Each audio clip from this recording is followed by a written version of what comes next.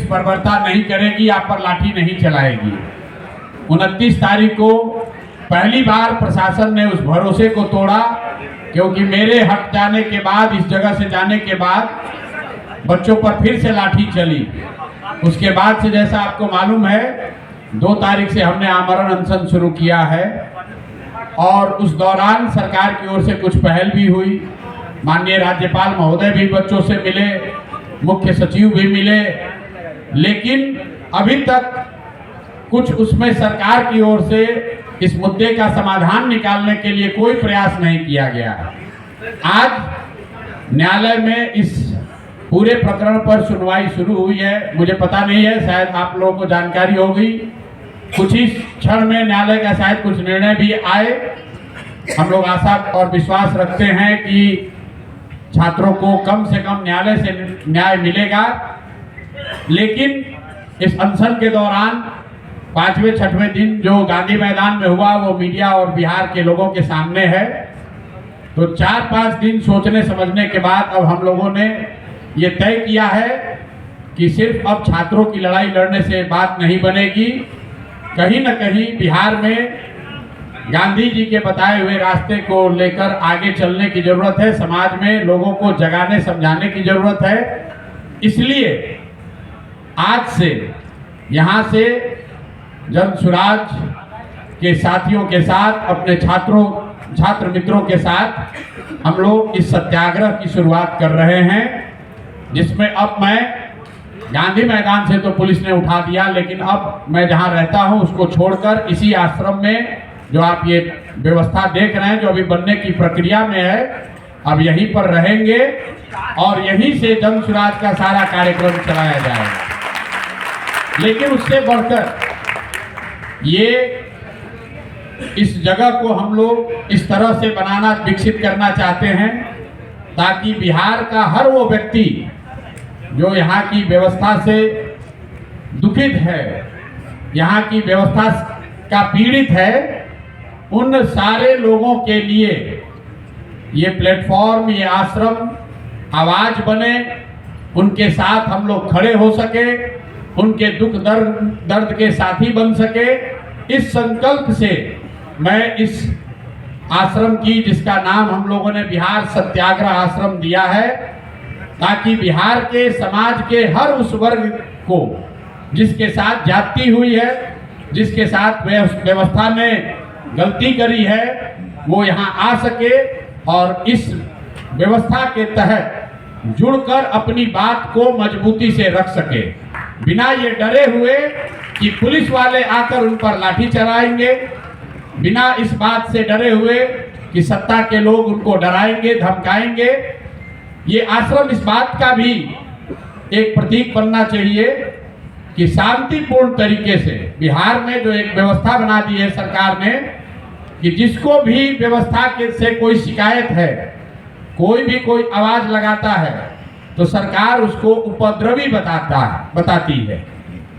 सरकार उसको law and order का मुद्दा बनाकर उन पर लाठी चलाती है।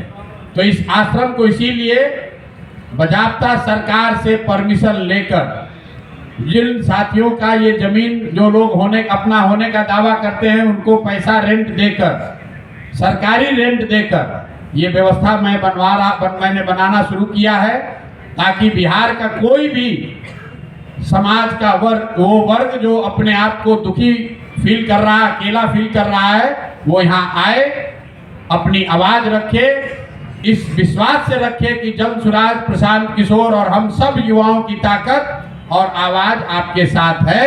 आपको व्यवस्था से डरने की जरूरत नहीं है, व्यवस्था में गलती और जाति करने वालों से डरने की जरूरत नहीं है।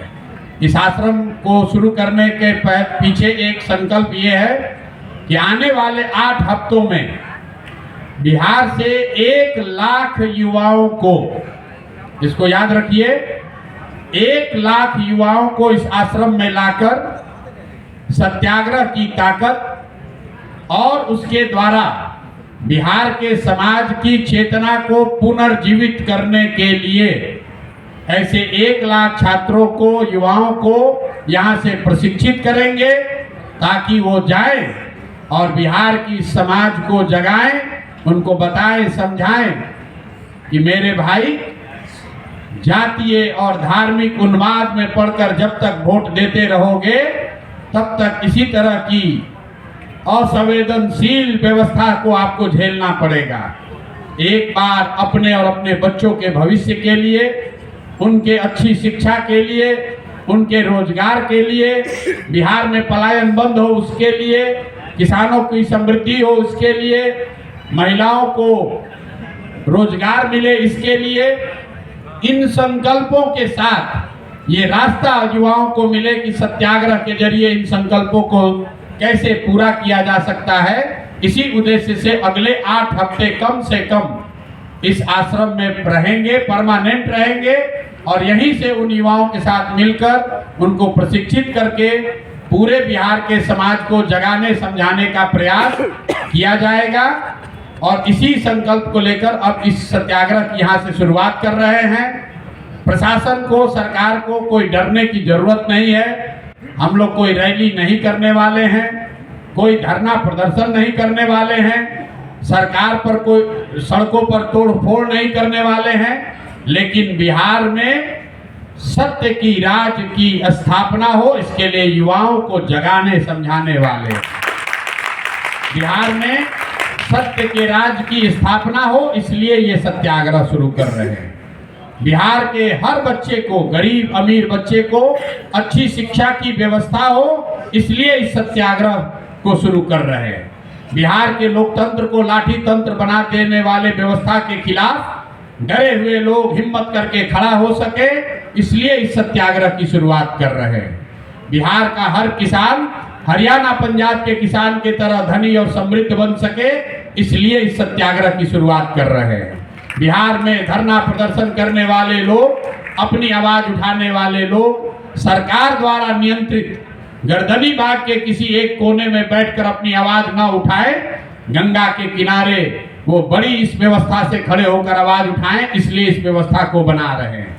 इसी आश्रम में उन छात्रों के लिए भी व्यवस्था बनाई जाएगी जो गंगा के किनारे पढ़ने के लिए मजबूर हैं, जिनके लिए कहीं पढ़ने की सुविधा नहीं है, वो छात्र यहाँ आ सकते हैं, अपना प्रशिक्षण का काम पूरा कर सकते हैं, इस व्यवस्था को इस्तेमाल कर सकते हैं। आने वाले समय में यहाँ कम से कम 5000 लोगों के रहने, उनके प्रशिक्षण की व्यवस्था आपको देखने को मिलेगी। इसी संकल्प के साथ हम लोग शुरुआत कर रहे हैं। अभी कोर्ट का निर्णय आएगा तो शायद आपके और उससे जुड़े हुए कुछ सवाल भी होंगे। आप में से कुछ लोग ये भी शायद पूछना चाह रहे होंगे कि आज आप अनशन क्यों खत्म कर रहे हैं। मैंने अपने से आज का दिन तय नहीं किया था, लेकिन ऊपर वाले की आप बनाई हुई जो व्यवस्था है वो देखिए। आज ही न्यायालय में इस केस की सुनवाई शुरू हुई है और संजोग ऐसा बना है कि आज मैं अनशन को भी खत्म कर रहा हूं और यहां से बिहार में सत्य के राज की स्थापना के लिए सत्याग्रह की शुरुआत कर रहे हैं। और आप सबका आशीर्वाद, आपके गुण विशेष की जरूरत है। बहुत बहुत धन्यवाद।